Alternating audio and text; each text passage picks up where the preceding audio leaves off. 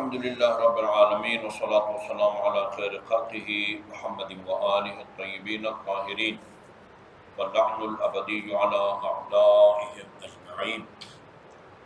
گزشتہ درس میں ہم نے مومنین کے سامنے کی خدمت میں امیر المومنین علیہ الصلاۃ والسلام کا ایک فرمان پیش کیا تھا۔ اس کا آج باقی حصہ کچھ وضاحت کے ساتھ عرض کرتے ہیں۔ گزشتہ درس کا خلاصہ مومنین کے لیے، خصوصاً ان مومنین کے لیے جو گزشتہ درس میں نہیں تھے، آپ نے فرمایا تھا کہ 6 چیزیں پسندیدہ ہیں، اچھی ہیں، قابل تعریف ہیں، لیکن 6 آدمیوں کے لیے یہ 6 چیزیں زیادہ زیب دیتی ہیں، وہ ان کے لیے زیادہ جو ہے نا وہ ہیں، قابل تعریف ہیں۔ سب سے فرمایا تھا کہ عدل و انصاف ایک پسندیدہ عمل ہے، لیکن حکمران عادل ہو تو یہ بہت اچھا ہے، حکمران کو زیادہ عدل اور انصاف زیب دیتا ہے۔ صبر حسن ہے، ایک پسندیدہ عمل ہے، لیکن من الفقراء احسن، اگر فقیر، نادار اور محتاج آدمی صبر کرے، یہ اس کے لیے صرف حسن نہیں ہے بلکہ احسن ہے، صرف اچھا نہیں ہے، بہت اچھا ہے اس کے لیے۔ ورع، پرہیزگاری، حرام کاموں سے پرہیزگاری، یہ حسن ہے، لیکن وَهُوَ مِنَ العلماء احسن، علماء میں ورع، پرہیزگاری ہو، وہ باقی لوگوں سے مقابلے میں زیادہ پسندیدہ ہے، علماء کو زیادہ زیب دیتا ہے۔ چونکہ حدیث ہے کہ اذا فسد العالم فسد العالم، عالم خدا نخواستہ بگڑ جائے تو پھر عالم بگڑ جاتا ہے۔ ایک عالم کا بگڑنا صرف اس عالم کا بگڑنا نہیں ہے، عالم کے بگڑنے کے نتیجے میں عالم بگڑ جاتا ہے۔ اس کی مثالیں آج کی تاریخ میں بھی آپ کو مل سکتی ہیں، گزشتہ ادوار میں بھی جو ہے نا وہ مل سکتی ہیں۔ سخاوت یہ اچھی چیز ہے، لیکن وَمِنَ الْأَغْنِيَاءِ احسن، امیر اور ثروت مند اور دولت مند آدمی اگر وہ امیر ہو، یہ اس کو زیادہ زیب دیتی ہے سخاوت۔ توبہ کرنا پسندیدہ عمل ہے، یعنی گزشتہ گناہوں اور کوتاہیوں سے پشیمان ہونا، آئندہ گناہ نہ کرنے کا خدا سے وعدہ کرنا، اور جو حقوق اللہ اور حقوق الناس واجب الادا رہ گئے ہیں ان کو بجا لانا، یہ توبہ ہے، یہ ہر ایک کو زور دیتا ہے۔ وَهِيَ مِنَ الشَّبَابِ احسن، جوان طبقہ اگر توبہ کرتا ہے یہ ان کو زیادہ زیب دیتا ہے۔ حیا حسن ہے، حیا، شرم و حیا ایک پسندیدہ عمل ہے۔ وَهُوَ مِنَ النِّسَاءِ احسن، اگر ایک خاتون باحیا ہے، یہ مرد کو بھی باحیا ہونا چاہیے، لیکن خاتون کو شرم و حیا بہت زیادہ زیب دیتا ہے۔ تقریباً اس سے ملتا جلتا فرمان ہے امیر المومنین کا۔ نہج بلاغہ، آپ متوجہ ہیں، نہج بلاغہ کے 3 حصے ہیں۔ ایک حصے کے اوپر خطبے ہیں جس میں توحید اور تقوی وغیرہ کو بیان کیا ہے۔ ایک حصہ خطوط ہیں، خطوط جو آپ نے اپنے گورنروں کو لکھے ہیں، بعض اپنے مخالفین کو لکھے ہیں، خطوط۔ تیسرا حصہ جو ہے وہ کلمات قصار کہلاتے ہیں، اقوال زرین، مختصر لیکن بہت مفید باتیں، وہ 300 سے اوپر ہیں، مختصر جملے 300 سے اوپر ہیں۔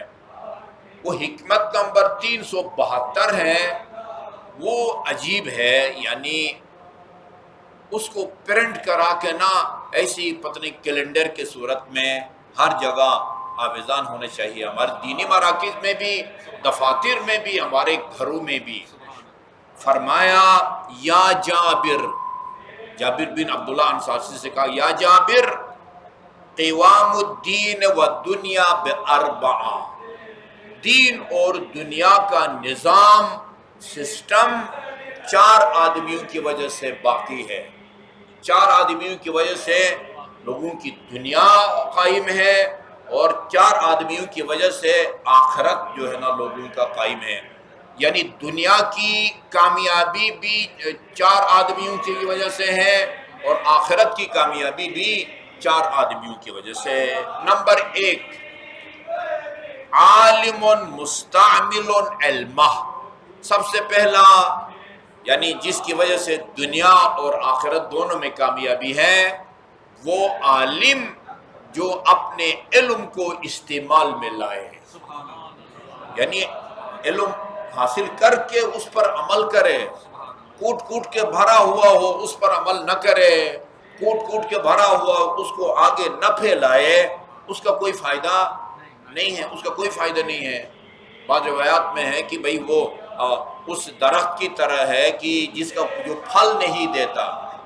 عالم جو اپنے علم پر عمل نہیں کرتا یا اس کی کوئی ویلو نہیں۔ عالم مستعمل علمہ، وہ عالم جو اپنے علم کو استعمال کرے، جو جانتا ہے اس کو مت چھپائے، اس خوف سے کہ اگر یہ بات جو میں جانتا ہوں، قرآن کی یہ آیت جو مجھے یاد ہے، معصوم کا فرمان جو مجھے یاد ہے، وہ سناؤں گا تو مجمع کو ناگوار گزرے گا اور اپنے علم کو چھپائے۔ رسول خدا نے 3 دفعہ فرمایا ہے ملعون ملعون من کتم علمہ، جو آدمی مصلحت کا شکار ہو کے اپنے علم کو چھپاتا ہے، اس پر خدا کی لعنت ہے۔ خطرناک بات ہے نا، ملعون ملعون من کتم علمہ، جو جانتا ہے اس کو استعمال میں لائے، خود بھی عمل کرے اور اس کو آگے پھیلائے۔ اور اسی کو امام رضا علیہ السلام یا امام جعفر صادق علیہ السلام نے احیاء امر اہل بیت کہا ہے۔ خدا رحمت نازل کرے اس آدمی پر جو ہمارے امر کا احیاء کرے۔ مولا آپ کے امر کا احیاء کا مطلب کیا ہے؟ ہماری تعلیمات کو حاصل کرے، ان سے آگاہ ہو، اور آگاہی کے بعد اس کو اپنے تک محدود نہ رکھے، آگے پھیلائے۔ ایسے حق آدمی کے حق میں امام جعفر صادق علیہ السلام نے دعا مانگی ہے، عالم جو اپنے علم پر عمل کرے۔ وَجَاهِلٌ لَا يَسْتَنْكِفُ أَنْ يَتَعَلَّمُ، دوسرا وہ جاہل جو سیکھنے کو آر نہیں سمجھتا، ایک مسئلہ نہیں آتا جی، اور پھر وہ اس مسئلہ کی اپنی جہالت کو دور کرنے کے لیے وہ کوئی آر محسوس نہیں کرتا، بے شک اپنے سے عمر میں چھوٹا بھی ہو تو اس سے جا کے اپنا دینی مسئلہ دریافت کرے، یعنی اس کا شکار نہ ہو، تکبر کا شکار نہ ہو، یعنی اپنے انا کے خلاف نہ سمجھے، اپنی جہالت کو دور کرنے کے لیے عالم سے جا کے سوال کرنے کو آر نہ سمجھے۔ ایک یہ، اور وَجَوَادٌ لَا يَبْخَلُ بِمَعْرُوفِهِ، اور وہ جواد آدمی، جواد عربی میں جواد اور سخی ان دونوں کا مطلب ایک ہے، اردو میں ہم سخی کہتے ہیں، عربی میں سخی بھی کہتے ہیں اور جواد بھی کہتے ہیں۔ امام جواد اپنی سخاوت کی وجہ سے جواد کہلاتے ہیں۔ تو وہ جواد اور سخی آدمی کہ وہ کسی کے ساتھ کسی سے نیکی کرنے میں بخل نہیں کرتا، کسی سے نیکی کرنے میں بخل نہیں کرتا، اور وہ فقیر لا یبیع، وہ فقیر لا یبیع آخرتہ بدنیا، ایک وہ فقیر جو اپنی آخرت کو دنیا کے مقابلے میں فروخت نہیں کرتا۔ وہ فقیر، یہ انتہائی خطرناک ہے۔ فقر جو ہے نا، فقر، احتیاج، انسان کا ضرورت مند ہونا، یہ انتہائی خطرناک بات ہے۔ لہذا دوسرے حدیث میں رسول خدا نے فرمایا ہے کاد الفقیر ان یکون کاد الفقر ان یکون کفرا، فقر، تنگ دستی، ناداری، احتیاج یا نیاز بندی جو بھی کہیں، یہ کفر میں تبدیل ہو سکتا ہے۔ کفر میں کاد الفقیر ان یکون کفرا یا کاد الفقر ان یکون کفرا۔ مجھے یاد ہے ایک دفعہ میں نے جمعہ کے خطبے میں اس حدیث کو بیان کیا تھا کہ رسول خدا نے فرمایا میری امت میں سے، ظاہر ہے رسول کی امت کے کچھ لوگ جنت میں جائیں گے اور کچھ لوگ جہنم میں جائیں گے، یہ تو کنفرم ہے، 2 + 2 4 کی طرح ہے۔ رسول کی امت ساری کی ساری نہ جنت جائے گی نہ ساری کی ساری جہنم جائے گی۔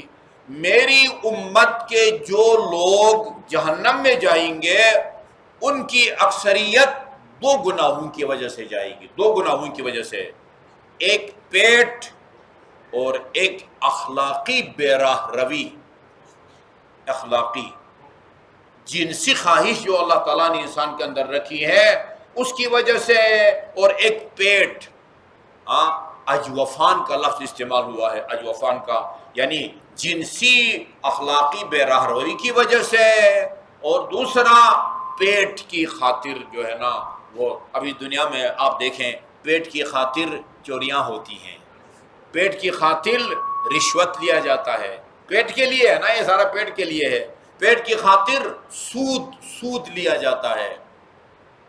بعض اوقات احادیث اتنے سخت ہیں کہ ان کو بیان کرتے ہوئے بندہ جھجکتا ہے، لیکن پھر خوف آتا ہے کہ روز قیامت رسول خدا بھی وہ فرمائیں گے کہ یہ میں نے اس لیے نہیں کہا تھا کہ تم اس کو چھپاؤ لوگوں سے شرم کی وجہ سے۔ سود کا ایک درہم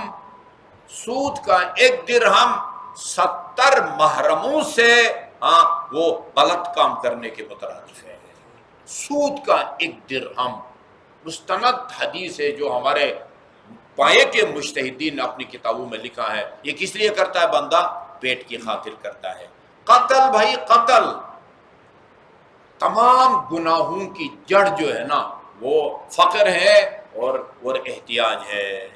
اسی فقر کی خاطر ائمہ معصومین کو لوگوں نے وہ تنہا چھوڑا، جدھر مال ملتا تھا ادھر چلے گئے، امیر المومنین کو چھوڑ ادھر چلے گئے، امام حسن مجتبیٰ علیہ السلام کو تنہا چھوڑ کے وہ چلے گئے، ٹھیک ہے نا۔ وہ آج کل بھی جو ہے نا وہ اصطلاحات چلتے ہیں، لفافہ کا اصطلاح بھی چلتا ہے، بریف کیس کا لفافہ جو ہے نا بھی وہ چلتا ہے، کوئی لفافہ پر راضی ہو جاتا ہے اور کوئی لفافے پر راضی نہیں ہوتا، بلکہ اس کے لیے یہ سب کیا ہے؟ احتیاج ہے، احتیاج انتہائی خطرناک چیز ہے۔ یہ چیزیں ہیں جی ہاں۔ اور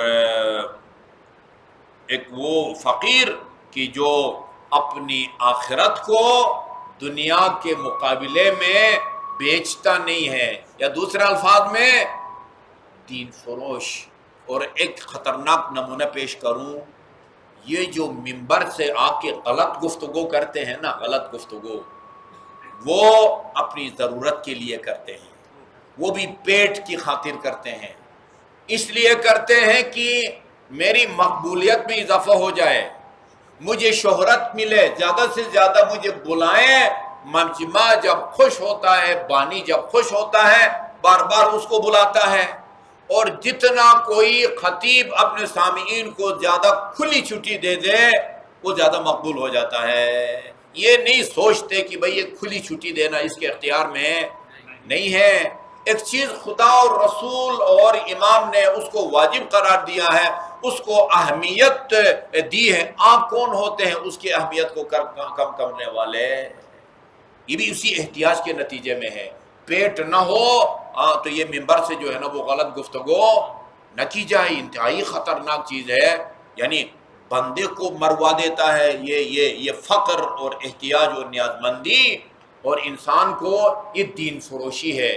نماز کے خلاف بول کے یعنی لوگوں کے اعتماد میں لینا، روزہ کے خلاف بول کے، حج کے خلاف بول کے، خمس کے خلاف بول کے لوگوں کے اعتماد میں لے کے اپنی مارکیٹ چمکانا، یہ کیا ہے؟ دنیا کے مقابلے میں آخرت کو فروخت کرنا ہے۔ اپنی آخرت کو بیچتا ہے، بیچ کے کیا قیمت وصول کرتا ہے؟ دنیا کی 4 پیسے، ہاں ایک لفافہ کے مقابلے میں اپنے دین کو فروخت کر دیتا ہے۔ اچھا، اس کے بعد فرمایا یہ وہ فقیر، پھر فرمایا فَإِذَا ضَيَّعَ الْعَالِمُ عِلْمَهُ، ان جملوں پر ذرا غور کریں۔ 4 آدمی بتایا نا، عالم جو اپنے علم پر عمل کرے، اچھا جی، اور دوسرا جاہل پوچھنے اور سیکھنے کو اپنے لیے آر نہ سمجھے، ننگ نہ سمجھے، نہ شرمائے، لا حیاء فی الدین۔ مجھے یاد ہے میں لاہور میں پڑھتا تھا، بھی میں بالغ نہیں ہوا تھا۔ لاہور میں ایک جگہ ہے وسن پورہ، وہاں جب منتظر ہوتا تھا، مسجد کا حوض بنا ہوا تھا۔ ہم ظاہر ہے یہ فقہی وضو وغیرہ کا طریقہ تو ہمیں بتایا گیا تھا۔ ایک سفید ریش بندہ، اس نے وضو کیا، وضو کر کے بایاں ہاتھ دھونے کے بعد وہ سیدھا پھر مسح کرنا چاہیے تھا اس کو، بایاں ہاتھ مکمل دھویا، پھر دوبارہ اپنے دونوں ہاتھوں کو حوض میں ڈالا اور ڈال کے مسح کیا۔ میں نے کہا بزرگوں یہ تو صحیح نہیں ہے، یہ بائیں ہاتھ کی جو آخری تری ہے نا اس سے مسح کیا جاتا ہے، نیا پانی نہیں لیا جاتا۔ مجھے اس کا جملہ یاد ہے، وہ جا وہ تجھ جتنے تو میرے پوتے ہیں۔ بھائی اور زیادہ شرم کی بات ہے بھائی، ہاں میری عمر کے آپ کے پوتے ہیں اور آپ کو ابھی تک وضو کا طریقہ نہیں آتا۔ یعنی یہ نہ سمجھے کہ بندہ بھائی میں بزرگ ہوں، افسر ہوں، میری داڑھی سفید ہو گئی ہے، یہ مسئلہ لوگوں سے میں کیسے پوچھوں۔ اور یہی نتیجے جو ہے نا یہ دین کو بہت نقصان پہنچاتا ہے۔ یہاں میں اب پھر دہرانے لگا ہوں، جمعہ کے خطبے میں بھی عرض کیا تھا، یہ جو ہے نا جاہل وہ سیکھنے کو آر سمجھے، یہ عبادات کو نقصان پہنچاتا ہے۔ میں کافی سالوں سے حج پہ جاتا ہوں، میرا خیال میں شاید 20 سال سے میں جا رہا ہوں، اور میں ادھر بھی اور ادھر بھی یعنی جو مومن مرد اور مومن خواتین جو کاروان میں ہوتے ہیں ان کی نمازیں جب سنتا ہوں، آپ باور کریں 99% مومنین اور مومنات کی نمازیں صحیح نہیں ہیں، قرائت صحیح نہیں ہے۔ میں ان کی منت کرتا تھا کہ بھائی کمرے میں آؤ، مجھے سناؤ اور اپنی قرائت ٹھیک کرو، اس کے بغیر نماز صحیح نہیں ہوتی۔ جب نماز صحیح نہیں ہوگی، 2 رکعت نماز وہ خانہ کعبہ کے طواف کا حصہ ہے، وہ طواف آپ کا خراب ہو جائے گا۔ طواف حج کی ایک بنیادی شرط اور رکن ہے، طواف باطل ہے تو ٹوٹل آپ کا حج باطل۔ اچھا، صرف حج باطل نہیں، وہ جو آپ نے لبیک اللہم لبیک کہا ہے اس کے نتیجے میں کوئی 25-24 کے کام جو ہے نا وہ حرام ہو گئے ہیں۔ وہ جب تک تمام اعمال کو صحیح انجام نہیں دیں گے وہ کام حرام رہیں گے، خصوصاً اگر آپ نے عمرہ مفردہ کیا ہے۔ ان حرام کاموں میں سے ایک خطرناک کام جو ہے وہ طواف النساء ہے۔ عمرہ مفردہ کے آخر میں بھی ہے اور حج میں بھی طواف النساء ہے۔ ایک طواف ہے، خانہ کعبہ کے ساتھ چکر لگانے پڑتے ہیں، اس کو طواف النساء کہتے ہیں۔ وہ جب تک نہیں کریں گے، وہ لبیک اللہم لبیک کے نتیجے میں جو بیوی پر پابندی لگ گئی ہے، میاں بیوی کے تعلقات پر پابندی لگ گئی ہے، وہ پابندی اس وقت تک نہیں اٹھتی جب تک وہ طواف النساء نہ کیا جائے۔ اچھا بندہ کرے بھی لیکن سورہ الحمد اس کی صحیح نہ ہو، اس کا مطلب ہے کہ 2 رکعت نماز جو طواف کا حصہ ہے وہ خراب ہو گئی تو طواف خراب ہو گیا، طواف خراب ہو گیا تو اس کا مطلب ہے کہ یہ پابندیاں رہیں گی۔ اپنی آنکھوں سے میں نے دیکھا کہ یہ جاہل جو ہے سیکھنے اس کو جب آر سمجھتا ہے تو اس کا کیا نقصان ہوتا ہے۔ ہاں وہ فرماتے ہیں کہ یہ 4 چیزوں کو بیان کرنے کے بعد فَإِذَا ضَيَّعَ الْعَالِمُ عِلْمَهُ، اگر عالم اپنے علم کو ضائع کرے یعنی اس کو استعمال نہ کرے، اس کا نتیجہ کیا نکلتا ہے؟ استنکر الجاہل ان یتعلم، اس کے نتیجے میں جاہل پھر سیکھنے سے کتراتا ہے۔ وہ یہ سمجھتا ہے کہ یہ عالم کا مولانا کا یہ حال ہے تو پھر اس علم کا فائدہ کیا ہے، وہ پھر سیکھنے سے کتراتا ہے۔ وَإِذَا بخل الغنی بمعروفہ، اور جب غنی امیر آدمی نیکی کرنے سے بخل کرے گا، حقوق ادا نہیں کرے گا، زکوٰۃ نہیں دے گا، خمس نہیں دے گا، جس کے ذریعے وہ غریبوں کی مدد ہوتی ہے، نتیجے کیا نکلے گا؟ باع الفقیر آخرتہ بدنیا، ہر جائز ناجائز ذریعے سے اپنی ضرورت کو پورا کرنے کے لیے فقیر پھر اپنی آخرت کو دنیا کے مقابلے میں فروخت کرے گا، آخرت کو بیچے گا، قیمت کے طور پر دنیا کے چند ٹکے جو ہے نا وہ حاصل کرے گا۔ پھر فرمایا یا جابر من کثرت نعم اللہ علیہ ہے، جس کو خدا نے زیادہ نعمتیں دے رکھی ہے نا، اس کے بعد اس کے پاس ضرورت مند لوگوں کی آمد و رفت بھی زیادہ ہوتی ہے۔ جس کو خدا نے زیادہ نعمتیں دی ہیں اس کے پاس ضرورت مند لوگوں کی زیادہ آمد و رفت جو ہے نا وہ ہوتی ہے۔ فمن قام للہ فیما یجب، اچھا جو مال دولت اللہ تعالیٰ نے آپ کو دی ہے، جو نعمتیں دی ہیں، ان میں جو مالی حقوق آپ کی ذمہ واجب الادا ہے، آپ ان کو ادا کریں گے تو گویا آپ نے اپنے مال کو جو ہے نا وہ انشورنس کرا لیا ہے، آپ کا مال جو ہے وہ ضائع نہیں ہونے لگا۔ یہ لفظ میں نے استعمال کیا ہے کیونکہ زیادہ قابل فہم ہے، جس کو بیمہ کہتے ہیں نا، اردو میں بیمہ کہتے ہیں اور عربی میں تأمین کہتے ہیں اور انگلش میں انشورنس کہتے ہیں۔ جو آدمی خدا کی دی ہوئی نعمتوں اور دولت میں سے اپنے ذمہ واجب الادا حقوق ادا کرے گا، گویا اس نے اپنی دولت اور مال جو ہے نا اس کا وہ کرایا ہے، انشورنس کرایا ہے، بیمہ کرا دیا ہے، وہ مالی نقصانات سے بچ جائے گا، مالی اور قدرتی جو آفات ہیں نا ان سے وہ بچ جائے گا۔ اور دوسرا وَمَن لَمْ يَقُمْ فِيهَا بِمَا يَجِبُ، اور اگر اس نے خداداد نعمتوں میں اس کے ذمہ جو واجب الادا حقوق ہیں ان کو ادا نہیں کرے گا، اس نے خود اپنے مال کو خطرے سے دوچار کر دیا ہے، ہاں ضائع ہونے کا جو خطرہ ہے اس نے خود جو ہے نا وہ مول لیا ہے۔ اللہ تعالیٰ ہمیں امیر المومنین کے اس فرمان پر عمل کرنے کی توفیق عطا فرمائے۔ اللہم صلی اللہ